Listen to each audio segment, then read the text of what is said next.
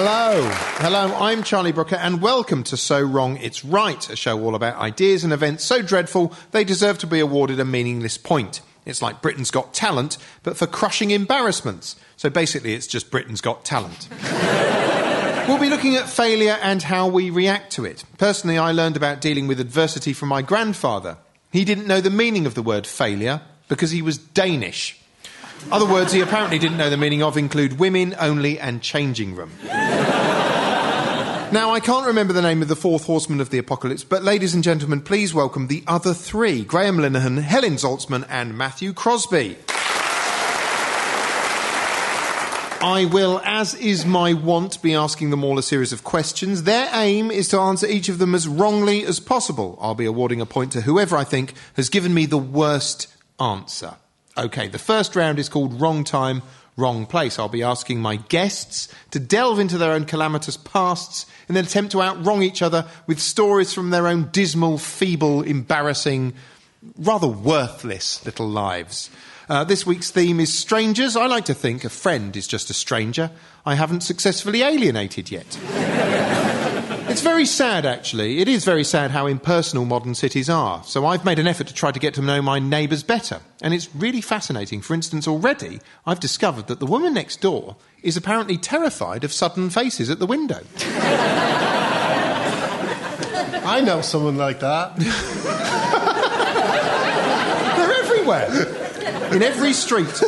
It's a weird thing about neighbours. I don't know their names, but I know exactly what hours they undress. I don't know what my neighbours' names are, but I know what they sound like at the point of sexual climax.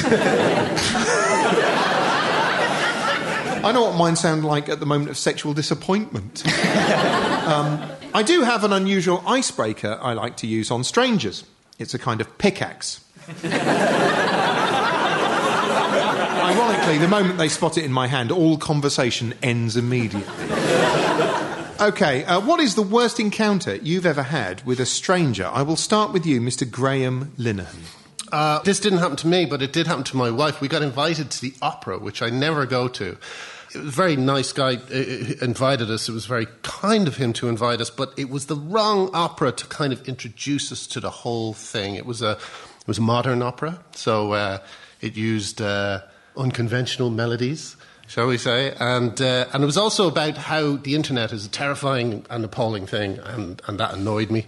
So me and my wife have this thing that when we watch something that we really hate, we kind of show how much we hate it by gripping each other's leg really tight. So if something's really bad, we go, "Oh, look at this is terrible." We grip really hard, and occasionally the other person will cry out, you know. But they cry out, "This is terrible!" At the end of, you know, the first half, there were probably bruises all over our thighs because it really wasn't our thing at all. But we stood up and we went out, and it was opening night. And the man who invited us said to this guy who's standing at the back, he said, "Enjoying it?" And the guy said, "No, not much, you know." And my wife did a kind of, "Oh, I know what you mean, look." And it was the director. He was not enjoying it because, you know, he was nervous and stuff. And my wife just thought he was someone else who hated the music or the opera. So that was terrible.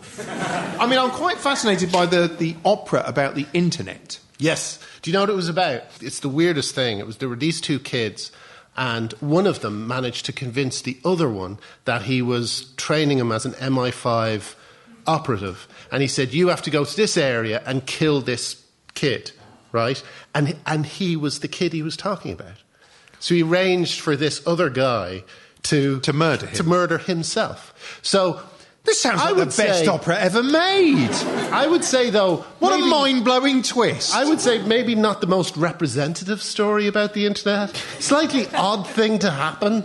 Do you know what I mean? No, I'm always trying to get people to kill me on the internet. I did see a musical once about computers that starred Jack Wilde, who was in Oliver. He played the Artful Dodger in Oliver, and he played a mouse, as in a computer mouse in it. Yes. It was genuinely the worst thing I've ever seen. There was one bit where they explained in the musical what a zip file, you know, a zip file is. with dancers who were sort of all being compressed into a compressed zip file. And it was technically wrong. Their description was... and I was sitting at the back, outraged that this was technically wrong. Also, And the man from Oliver was in this? yeah, Jack Wilde, the Artful Dodger, starred in it as a mouse. He had a little song called Double Click. Genuinely, he had to run around double-clicking his heels. Helen Zaltzman, how about you? What is the worst encounter you've ever had with a stranger? Well, Charlie, about 5 or 6 years ago, I was living in the southeast London district of Peckham, where strangers are very gregarious, which is why Harriet Harman wore a stab vest to walk around there. And I was in Iceland. Interesting definition of gregarious. Yeah, well, Touchy-feely. it's up to interpretation, but maybe this story will illustrate more the particular nature of their gregariosity. Wrong noun, you understand. Stabbiness. Yeah. Stabbiness. Well, anyhow, I was in Iceland, the frozen foods shop, and a man followed me all the way round. And towards the tills, I decided enough was enough, and I decided to apprehend him. So I turned around and I said, "May I help you?" And he said, "Will you marry me?" And I said, "But I only came in here for butter." Whereas, obviously, what I should have said was yes, because, my mother in my head going, "Well, it's a solid offer." But he was quite hard to shake, and I thought, oh dear. So my plan was I crossed the road and I went into Woolworths, because this was a few years ago, it still existed. And I thought, I can shake him in here, there are a lot of shelves I can hide behind. So I kind of did a full circuit of the Woolworths, and he was still there. And I said, "Look, this isn't going to work out. I'm really sorry. I mean, it's not a good foundation for a relationship in the first place. All we have in common is potato waffles." And eventually I got him to leave. I said, "I am in another relationship." And then the woman who was behind the cash register said, "Are you going to buy anything?" And I said, "No, I only came in here to shake off that guy." And she said, "But if you do buy something, then you get a free giant Yorkie bar. Look how big it is." And started hitting herself in the head with this kilo of Yorkie to demonstrate its hardness. And then she asked me to marry her, and it all turned out fine. She sounds like a brilliant shop assistant. I was really going for it. Just to rewind a second, Yeah. I mean, do you think... was that literally the first time he'd done that? Or do you think this is a line he has that he thinks, here I am, in Iceland, surrounded by their weird frozen foods? Very romantic setting. They do, like, sort of feta and catfish squircles. Do you know what I mean? And so he must have thought, this is an environment in which women are ripe for... Do you think this had worked for him before? Well, actually, his delivery was quite shy, so I think maybe I was an experiment. He was training himself up, and maybe he would have done one of the superior supermarkets once he was fully operative. So he's working his way up the food chain, is what you're saying? Yeah. Matthew, what's the worst encounter you've ever had with a stranger? Well, I was on the London Underground, and I had my headphones on, and it was about 9 o'clock at night, and there was no one else on the carriage apart from one other bloke, and he leant in and said something. I didn't hear what he said, so I took my headphones out and I said, "What did you say, mate?" And he went, "I'm going to kill you." It was just me and him in the carriage. I think in moments of real crisis, your inner id just comes out, and my inner id is apparently supply teacher, because I just said to him, "Please don't." I don't know if that works on proper hardened murderers who went, "I'm going to kill you." I said, "Please don't." He went, "No, just joking. And I went, "All right, cheers." And I put my headphones back in. And then he sort of tapped me on the knee again, and I took my headphones out, and he went, "I'm going to skin you alive." Just joking. And it became apparent that he didn't really understand the concept of just joking. Because just joking is, "I've got your nose." That's just joking. Just joking is pointing at someone's chest and going, "What's that?" and then going, "Whoop," under their chin. That's just joking. Not... Cause then he carried on threatening me the entire time. So after "I'm going to skin you alive," he went, "I've killed a man twice your size," which, for those listening at home, is a normal-sized man. "Killed a man twice your size. He's in my bag." And he had a massive bag. I didn't sort of check the bag too closely to see if it was seeping. You know the story about George Melly? George Melly was walking down remember George Melly?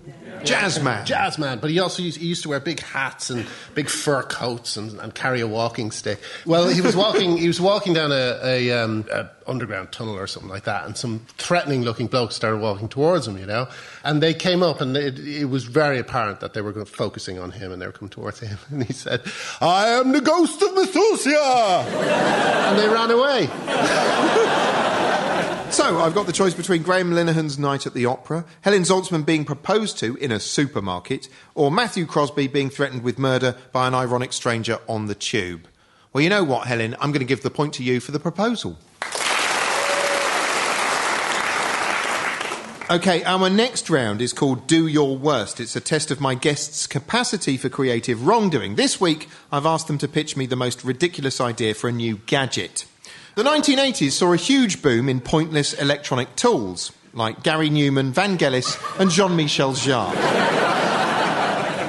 Helen, do your worst. What is... come on, pitch me a terrible idea for a new gadget, Helen. OK, actually, I think this is kind of an incredible idea, Charlie. It's for a new type of bed called the Layabout, and the slogan is, "You'll never need to get out of bed again," because it's a four-poster bed, so it looks quite classy, but it has a fully functioning latrine halfway down the mattress. It's no longer classy. Class isn't even half of it. Then over the head end, there's a series of optics to dispense liquid food to you as you lie with your head on the pillow. There is a touchscreen headboard, so you're entertained. And there's a defibrillator that can drop out of the canopy if necessary, because, that will become necessary fairly soon after buying it and installing it. And then at the end, it can fold up into a coffin. So it's two gadgets in one. So hang on a minute. It's basically my flat. Sounds good. Defibrillator in your flat. I did once, I think about 2002, I think I broke up with somebody and it was a bad breakup, and it wasn't, I wasn't very happy, and I stayed in bed for about 3 days. And I turned a television on its side and so that I could latrine? watch it while lying down. If you did it on, say, an iPad, it would just rotate. I know. Right, well, isn't that annoying if you're trying to read an iPhone in bed? They're trying to cheer you up. It spins round. It's like, just for God's sake, stop it. It's like trying to make you do exercise. They're saying, stop lying about, feeling sorry for yourself after a breakup, and sit up. Did you turn the TV on its side, like, on the pillow next to you, so you could pretend you were sleeping with Lorraine Kelly? No, but I wish I had. Imagine if you woke up during Silence of the Lambs. Matthew, what's your big idea? Well, in films when there's like a bank robber about to crack a safe, he'll be sort of, a couple of yards away from the safe, and he'll spray a spray, and then suddenly all these crisscross red laser beams, they'll suddenly come into motion. It'd be great if you could have a spray that you could kind of spray at a person's face to tell if they were flirting with you. Because I'm very bad at picking up on people's subtext. I take people at face value. But if I could go, hang on a sec, shh, oh, you're being sarcastic. That would be brilliant, like it would sort of cut through that subtext. Yeah, but can I point out that the moment you're spraying an aerosol in people's face, whether they were flirting with you at the start of that action, they aren't by the end. Listen, if you do spray them in the face and they still want to go out with you, they're yours for life. Why don't you just... no one's that bad, surely. I mean, you could just ask them. Can you not tell? Well, you can't tell the difference between flirtation and sarcasm. No, it's... it will be all different kinds of subtext. So it would be flirtation would be one setting, sarcasm would be another, whether this guy is actually going to murder you on the tube would be a third setting. It would be that kind of thing. It would be a subtext spray. Right. There probably is an app. Well, there's a subtext. Sort of wave it over someone's face. Subtext app, yeah. No, there's probably something. Isn't this what facial expressions are for? I mean, sorry, am I being very slow? This is why people have faces. That's very outmoded. So you can people tell what they mean. People aren't using faces anymore. Do you not look at people's faces when they're talking to you? Not if I can help it, no. Normally my shoes are my pockets, that's where I look. I'm just not bothered. Just not into looking at people. Don't like looking at people's faces. Not for me.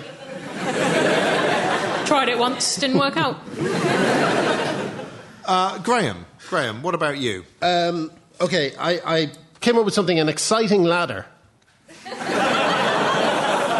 I love it already, come on. OK, well, every time you have to take out a ladder, it's not something you look forward to, right? It's going to be boring. You're going to be up cleaning things out of a drain or something like this. So this is an exciting ladder, and what it is you turn it on, and then you go up and you start doing something, and at a random moment it just vibrates violently.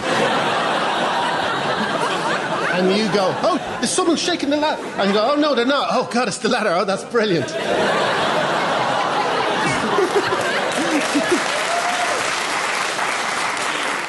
And it works. And it works both ways, because even if you don't forget that at some point the ladder's going to shake violently, there's this tension this kind of exciting Hitchcockian tension as to when is the ladder going to start vibrating violently. So it's win-win. There is something to be said for tension. Definitely. We, yonks ago, there was a show I did that was coming out on DVD, and we really wanted to put an extra track on there, an audio track on the DVD that some people might select by accident and not know. And all it was the normal soundtrack of the show, but halfway through, from the rear speaker, if you had surround sound, it would just go, "You're going mad." Just once. Just to keep people on their toes. There's not enough tension in everyday life, you're right. Do you remember those... name drop, I apologise, but Chris Morris once sent me a screamer. Do you know what screamers are? Is this a picture? Yeah, you look at? It's what it is it was a picture of a back garden with some things strewn about in it, and it said, "Something is wrong in this garden. Can you see what it is?"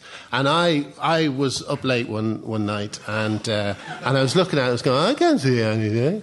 And you wouldn't put those plants in a northeast facing garden. And I was slightly drunk and loose and kind of happy, and I just thought, no, I can't see anything. And also, I'm beginning to feel a bit tense, and I didn't really know why, so I turned it off, So I emailed Chris, and I said I couldn't see what the problem was with that photograph. And he said, no, you just got to look at it for a long time. And I said, oh, okay. So I wrote, and all it is after about, 2 minutes, a face appears and a scream, and a huge kind of horrible scream. And I remember, it's the only time I've ever felt this, but I literally felt my hair standing on end. It was really horrible. And I had the concept of fight or flight became really clear to me, because I kind of tried to run away while standing, while sitting down. And now, thanks to Chris, God love him, if someone sends me a optical illusion on the net or something like that, I can look at it for about a second before going, oh, no, I don't like it. Do you get this when you look out into your own garden? I got sent one of those, which was the follow the car down the road one. It's an absolute classic. You follow the car down the road. And I was in the house on my own. I had the sound turned up, because it tells you to turn the sound up. And I genuinely... Oh, okay. Yeah. I'm a very trusting person. But if it says, turn the sound up, follow the car, I thought, this is going to be brilliant. And when the demon's face popped up, I screamed like this. Oh! Oh! Oh! 3 like staccato screams, and I threw my cup of tea against the wall. Gotta get the tea away from me! Save the tea! I had to call a friend and have them talk me down. It was awful. It is weird. Sometimes when you're really scared, you say weird things. I remember once I was sitting on the sofa and a massive spider suddenly ran out, just scuttled out from under the television towards me. Huge. And I just went, no, that won't do!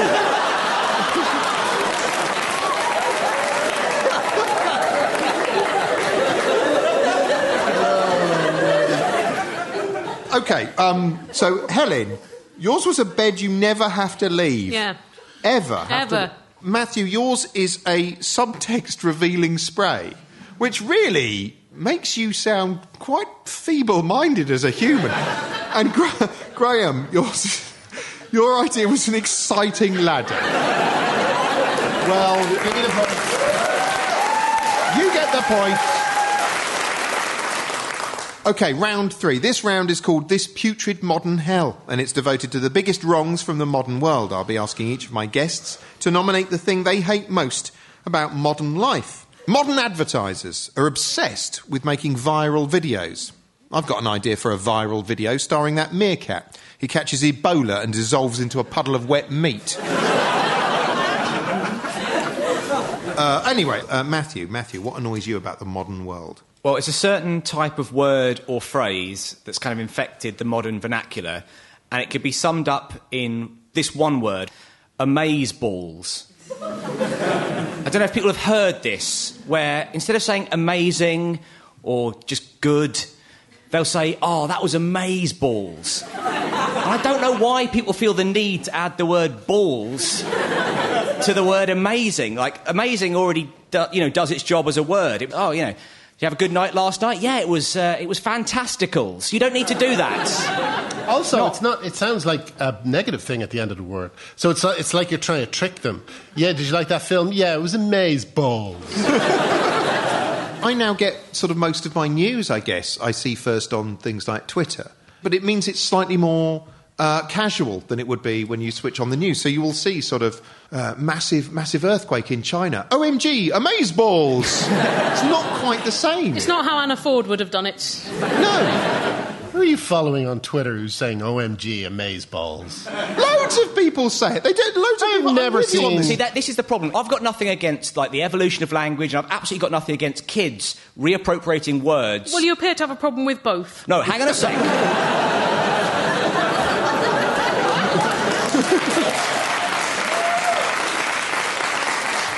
Right, here's the thing. I've got nothing against kids doing it, right? If kids want to use the word sick to mean good, or they want to say allow dat to mean something, then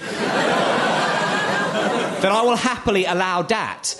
But it's my problem is it's people sort of our age, people in their 30s and older saying stuff like totes and chillax and hilaire, and this one really gets me, om nom nom. Just say you enjoyed your food. In fact, don't even tell me you enjoyed your food. Just eat your food and shut up. I got that thing that lets you put little pictures in text messages, little pictures of smiley faces and birthday cakes and cars. What, a phone? No, you know the thing, not photos, like little, the ones, that it's the least cool thing you can put in a text, and it's the last thing on earth I would normally use, and I got quite... So you're following people who say OMG, amazeballs, and you've got a thing that puts little dancing... No, I see people saying amazeballs. Somebody said it to me in the flesh. Well, it's great if it's your doctor. You're suffering from amazeballs. He would use the term amazesticles. But they are dazzling.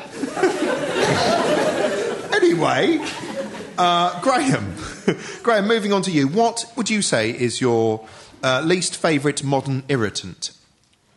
Oh, bleach.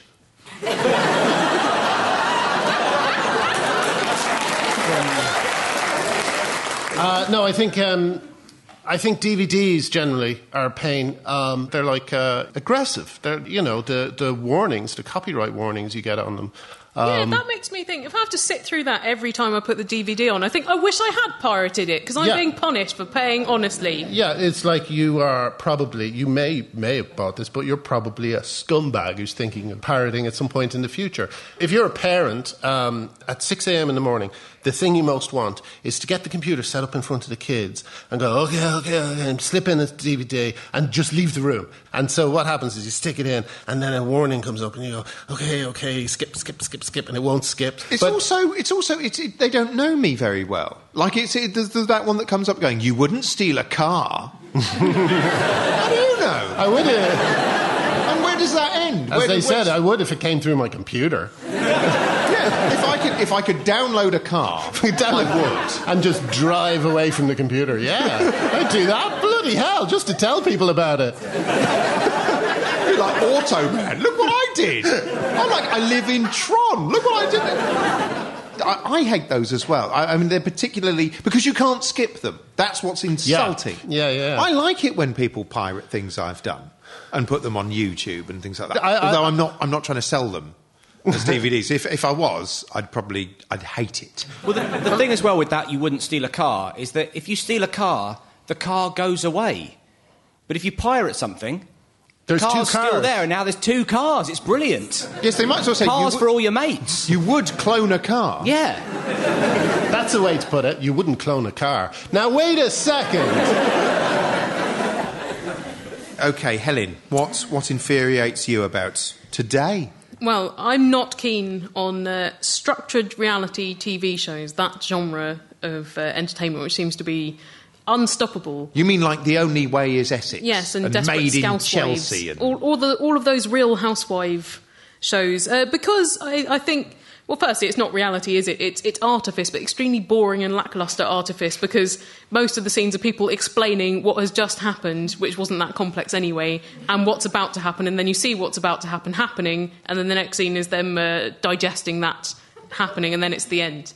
And the reason why I dislike it is because people who are better at storytelling tend to be writers and not reality TV producers. And people who tend to be better at storytelling through performance tend to be actors and not just women with fake tans and hair and things. They are very strange, very, very frightening programmes. I mean, when I first watched Made in Chelsea, it reminded me of cutscenes from bad computer games. Do you know what I mean? It was like when you'd watch when you'd play a computer game in the 90s and there'd be a scene that was badly translated from Japanese and acted by some people who sounded like A, they were stoned, and B, weren't in the same room as wherever the visuals were, and were just going, oh, hello, walk over here, what's under the box? They all talk like that. But what...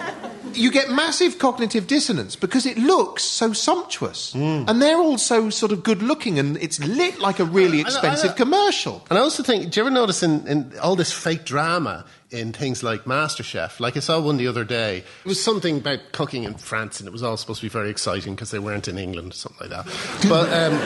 But they said... Paul runs out, forgetting that he doesn't know the French word for flour, you know, and so it's this little bit of drama. Ooh, will he be able to mime flour? And he comes in, he goes, flour, and the person goes, oh no, and he goes, flour, and the person goes, oh, flour, and gives it to him, and that's the bit of drama, you know. And they've put in all these kind of really, they just film stuff, and I bet you they look at it and they go, how can we make this seem exciting? Well, you know? Lucky for them, peril lurks around every corner. OK, so to sum up, Matthew, you don't like words like totes and amazeballs. Graham, it's DVDs with unskippable anti-piracy ads, and Helen, structured reality shows. Well, you know what, Helen? I agree with you. It's structured reality shows. It's a point for you. That noise means we've reached the end of the show, making Helen Zaltzman this week's worst contestant. Congratulations. You're officially so wrong, you're right. Commiserations to my other guests, Matthew and Graham. Thank you. Good night.